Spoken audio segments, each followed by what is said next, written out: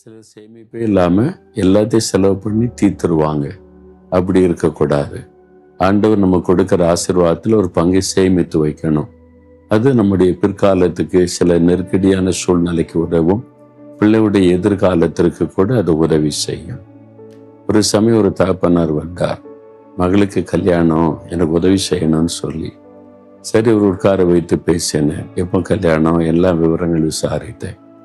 சரி, என்கிட்ட என்ன எதிர்பார்க்குறீங்க அதெல்லாம் கேட்டு பேசிட்டு, நீங்கள் உங்களுடைய மகளுடைய திருமணத்துக்கு எவ்வளோ சேர்த்து வச்சிருக்கிறீங்க, மீதி எவ்வளோ தேவை இருக்குன்னு கேட்டால் ஒன்றுமே சேர்க்கலன்னு சொன்னார். அப்போ தன்னுடைய மகளுக்காக, தனக்கு ஒரு மகள் இருக்கிறா, அவளுக்கு ஏற்ற காலத்தில் திருமணம் பண்ணணும், மாதம் ஒரு 500 ரூபா போட்டால் கூட எவ்வளோ சேர்ந்துருக்கும், அந்த உணர்வே இல்லை. சேமித்து வைக்கலாம் சொன்னேன். உங்களுக்கு நான் உதவி செய்ய மாட்டேன். நீங்கள் உங்களுடைய மகளுக்கு உழைத்து சேமித்து வைத்திருக்கிறீங்க, இன்னும் கொஞ்சம் எங்களுக்கு செலவு அதிகமாக இருக்குது, உதவி செய்யுங்கன்னா நான் செய்யலாம்.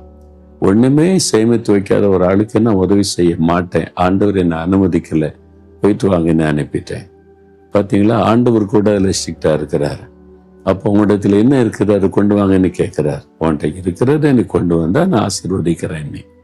அப்போ நீங்கள் சேமித்து வைக்காமல் அப்பப்போ சாப்பிட்டு முடிச்சுட்டு ஒன்றுமே இல்லாமல் இருக்கிறது நல்லதல்ல.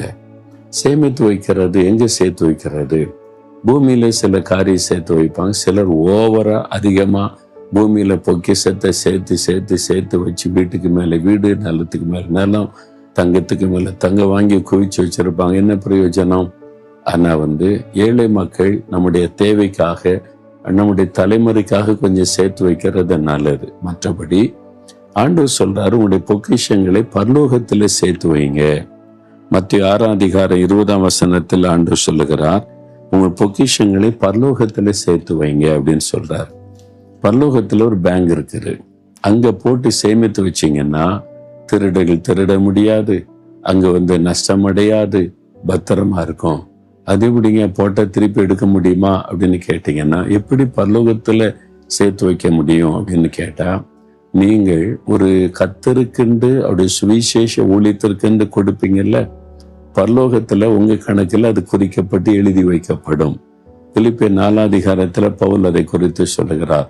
பரலோகத்தில் உங்களுடைய பலன் பெருகும்படிக்கு நான் இதை செய்தேன். உங்களுடைய பலன் பெருகும் என்பதாய் கர்த்தருடைய ஊழியத்திற்கு கொடுத்த உங்களுடைய பலன் பரலோகத்தில் இருக்கிறாரு.